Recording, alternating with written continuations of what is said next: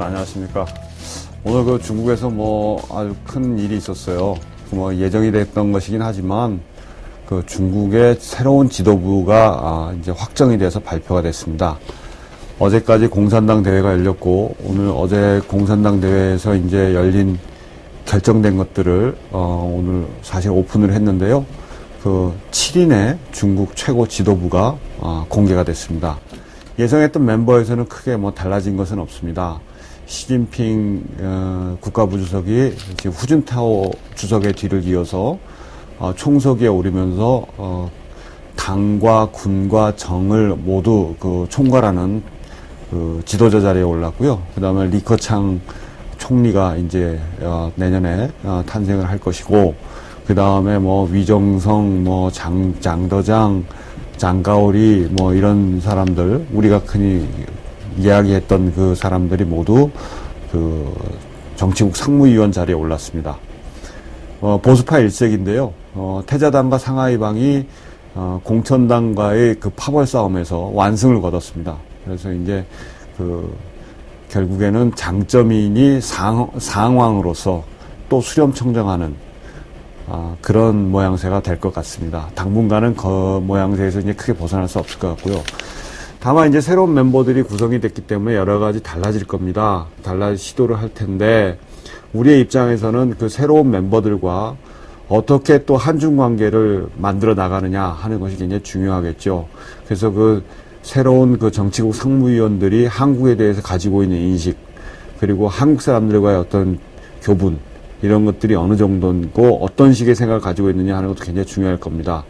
대부분의 언론에서는 시진핑이 굉장히 한국에 대해서 호감을 가지고 있고 친한파다 이렇게 이야기를 하고 있습니다. 리커창 총리 역시 그런 범주로 집어넣고 있습니다. 그러나 저는 생각이 조금 다릅니다. 시진핑이나 리커창 이분들은요, 업무상 한국에 여러 차례 방문했을 뿐일 겁니다. 그리고 지방정부를 맡고 있었기 때문에 투자 유치를 위해서 한국의 그 지방 관리들, 이런 사람들을 만나서 투자를 해달라고 부탁을 하면서 그 사람들과의 어떤 친분이라면 친분, 인연이라면 인연을 맺었을 겁니다. 업무상 맺은 인연과 친분일 뿐입니다. 제가 보기엔. 오히려 시진핑 총서기죠. 총서기의 이제 부친인 시중신이 6.25 전쟁 때 그 중공군의 그 총정치 참모로서 참전을 했던 북한, 그래서 한국군과 유엔과의 싸움에서의 총정치 참모로서 참전을 했던 그런 경력이 있고요. 장더장 부총리 같은 경우에는 김일성 대학을 졸업한 한국말을 아주 잘하는 사람입니다. 그는 김일성 대학을 졸업해서 정말 북한통입니다. 이러저러한 것들을 들여다보면 북한 쪽에 훨씬 더 많은 인연을 가지고 있다고 할 수 있습니다. 시진핑 총서기가 2007년에 부주석이 되자마자 제일 먼저 해외 순방한 지역이 북한입니다. 평양을 다녀왔습니다. 이런 것으로 봐서 북한 쪽에 좀 더 굳이 따지자면 인연이 있다, 이렇게 볼 수 있죠. 물론 이분들은 굉장히 실용적일 겁니다. 그래서 친한파니 친북파니 이렇게 나누는 것 자체가 무의미한데요. 오히려 한국에서 이 사람들이 친한파다, 지한파다 이렇게 애들 자꾸만 이야기를 하는 것은 좀 낯간지러운 일이 아닌가 그렇게 생각을 합니다. 사실 우리 외교부에서도 말이죠, 이 소위 말하는 차이나 스쿨이라고 하는 것이 존재하지 않습니다. 우리나라 외교부에는요, 재팬 스쿨하고 워싱턴 스쿨이라고 하는 그런 공식적이거나 비공식적인 그런 단체는 아닙니다. 그냥 어떤 흐름이 있다는 거죠.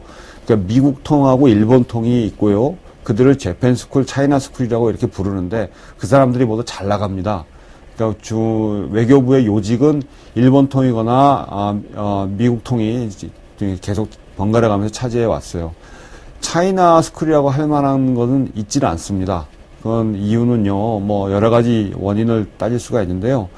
우선 중국하고는 수교한 지가 20년밖에 안 됐기 때문에 우리 외교관들이 깊이 있게 서로를 교류하고 알만한 그런 시간적인 여유가 없었던 것도 하나의 원인입니다. 또 하나는 중국이 굉장히 낙후 지역으로서 그동안에 인식되어 왔기 때문에 외교관들로서는 기피 지역이었죠. 살기도 힘들고 일만 많고 뭐 그런 아주 그 뭐 힘든 지역이었습니다. 기피 지역이었죠. 그래서 이제 소위 말하는 차이나 스쿨이라는 게 없었다라고 이야기할 수 있는데 거기에 또 한 가지 좀 근본 또 다른 뭐 이유도 있습니다.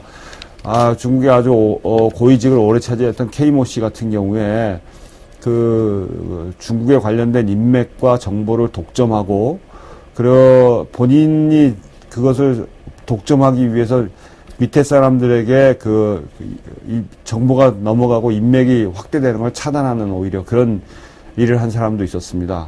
그래서 뭐 오랫동안 중국 전문가로서 그는 장수를 했지만 우리나라 전체적으로 볼 때 중국 인맥이 확산되는 그런 데는 아주 장애물로 작용했던 그런 사례도 있습니다. 어쨌든 간에 우리나라에는 지금 차이나 스쿨이라고 하는 것이 존재하지 못하고요. 소위 말해 중국 전문가가 없습니다. 그런데 뭐 이번에 시진핑하고 뭐 이렇게 해서 중국 지도부가 바뀌니까 뭐 여러 사람이 내가 시진핑하고 아주 친분이 있다라고 거론이 됩니다. 본인이 직접 거론했는지 어쨌는지 모르겠습니다만 신문지상에 보면 뭐 박준영 전남지사를 비롯해서 유익 전 대사, 지금 통일부 장관이죠. 그 다음에 신정승 전 대사, 김하중 전 대사, 뭐 이런 사람들이 거론이 되는데 참 낯간지러운 일입니다. 그 나라에서 대사를 지냈던 사람들은 자기 직무상 당연히 만나서 여러 번 만나서 식사도 하고 뭐 교류를 했던 거는 당연한 얘기고요. 근데 박준영 지사 같은 경우에도 시진핑이 총서기가 후젠성 서기를 할 때 투자 유치를 위해서 한국에 건너오고 그래서 만났던, 그래서 식사를 여러 번 같이 했던, 오가면서 그런 사이일 겁니다. 그런데 그걸 가지고 뭐 특별한 인연이 있다고 얘기하는 것은 굉장히 넌센스인데요. 왜냐하면 중국 사람들은요, 굉장히 친구를 만드는 것에 있어서 적극적입니다. 호방하게 펑여라고 이제 조금 지나면 펑여, 즉 친구라고 부르고요. 그 다음에 적극적으로 그 사람하고 대면하고 만나려고 노력하고, 원래 관시사회에서 그들이 살아가는 생존법이 아주 체화되어 있는 겁니다. 몸에 배어 있는 거죠. 그렇게 친구를 만나고 사귀는 것이. 다만, 진짜 친구가 되는 데까지는요, 굉장히 긴 시간이 걸립니다. 적어도 한 3년 정도는 그를 계속 만나고 그를 파악하고 알고, 그러고 난 다음에야 이 사람이 나하고 친구가 될 수 있겠다 없겠다를 판단하는 그런 정도입니다. 그런데 한두 번 밥을 먹었다고 내가 중국 통인이 내가 그 사람하고 아주 특별한 인연이 있느니 라고 이야기하는 것은 굉장히 부끄럽고 창피한 일입니다. 오히려 우리 경우에는요, 그런 사람들보다는 정말 우리 기업인들 중에 지금 중국 사람들과 정말 깊은 교분을 나누고 있는 그런 분들이 많습니다. 다만 이분들은 드러내놓고 내가 이 사람하고 친하다고 이야기를 하지 않습니다. 그렇게 이야기하는 순간에 상대방에게 신뢰가 될까봐 이야기를 안 하죠. 제가 대표적인 것으로 이제 하나만 얘기해 보면, 이번에 중국의 43살로 장관급인 중앙위원회 선출된 루하오라고 하는 공청단 1서기가 있습니다. 43살이고요. 장관급입니다. 이 사람은 차기에는 아마 국가 영도자라고 부를 수 있는 정치국원이 될 거고요. 차차기에는 아마 지금의 후진타오나 시진핑의 자리에 오를 수도 있는 그런 사람인데요. 그런 분들, 그 사람하고 아주 가깝게 지내는 그런 기업인들도 있습니다. 한국에. 제가 누구라고 말씀은 못 드리겠습니다만.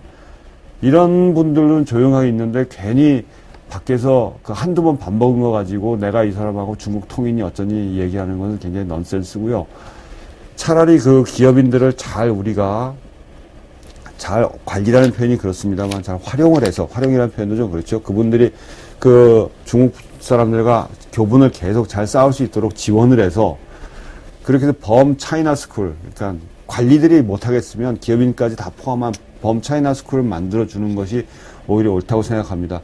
삼성에서 말이죠. 이것도 사실은 삼성에서 중국의 당교라고 하는 곳이 있습니다. 중국의 고위 공산당 간부들을 계속 재교육시키는 기관이죠. 당교의 교장은 시진핑입니다. 굉장히 중요한, 중국 공산당으로서는 중요한 기관인데요. 그 공산당 관리들 재교육시키는 프로그램 중에 하나가 한국을 견학하는 게 있는데, 그것을 누가 담당하냐면 삼성그룹이 10년 전부터 담당하고 있습니다. 중국에서 당교 교육을 받는 사람들을 제주도에 데려다가 제주도에서 같이 4박 5일 동안 같이 그들이 어울리고 교육하고 할 수 있는 모든 프로그램을 제공합니다. 한번 그 제주도에 왔다 간 그 중국의 고위 관리들은요, 대부분 한국을 알고 한국에 대한 좋은 인상을 가지고 가게 됩니다. 이런 것들이 확산이 되고 이런 프로그램들이 많아져야 친한파도 생기는 것이고 차이나 스쿨도 만들어지는 것인데요. 우리나라 굉장히 죄송합니다만 이 높으신 분들은 자기가 필요하면 폼재려고 한번 갑니다. 가서 높은 사람 만나게 해달라고 또 막 하고요. 그래서 간신히 만나고 나면 사진 한 장 찍고 옵니다. 아무 말도 안 하고. 그리고 나서 내 이 사람하고 특별한 친분이 있는 것처럼 과시하는 그런 식의 교류. 이건 참 이제는 지양해야 됩니다. 중국 사람들이 한국 사람들의 교류 문화를 보면서 뭐라고 하냐면 참 냄비 같다 이렇게 얘기를 합니다. 자기가 필요할 때는 정말 막 적극적으로 달려들어서 굉장히 달아오르고 필요 없을 때는 냉정하게 돌아서는 그러한 교류 문화를 가지고 있다라고 그들은 상당히 비꼽니다. 중국 사람들은 정반대입니다. 계속 그들과 교류를 유지하면서 절대로 끊어지지 않는 그런 아주 느슨한 연대를 계속 추구해 나갑니다. 그러다가 점점 가까워지면 뗄래야 뗄 수 없는 그런 관계가 되는 거죠. 중국 사람들이 말하는 친구는 그런 것입니다. 한국 사람들이 말하는 친구는 그것과는 좀 다른 것. 중국 사람들과의 교류에 있어서의 친구라고 하는 것은 그것과는 좀 다른 형태의 것을 지금 이야기하는 것 같습니다. 중국의 새로운 지도부가 만들어졌습니다. 이 지도부들하고 지금 무슨 친분 관계를 맺겠다는 것은 이미 시간적으로 늦었습니다. 하긴 해야 되겠죠. 그러나 정말 친구가 되기는 어렵고요. 차차기, 즉 정치구원과 중앙위원들 40대의 50대 초반 40대의 그 사람들과 지금 좀 더 많은 교류를 할 수 있는 장을 만들고 거기에 대해서 적극적으로 어프로치하고 또 중국 전문가들을 키워내고 하는 그런 작업들이 지금 필요합니다. 중국이 우리들에게 있어서 앞으로 점점 더 중요해질 것이라는 걸 믿는다면 또 그것에 대한 전략이 있어야 된다고 생각한다면 우선 중국 인맥을 확장시키는 것, 그것이 중요하다는 것을 명심해야 될 것 같습니다. 이상입니다. 감사합니다.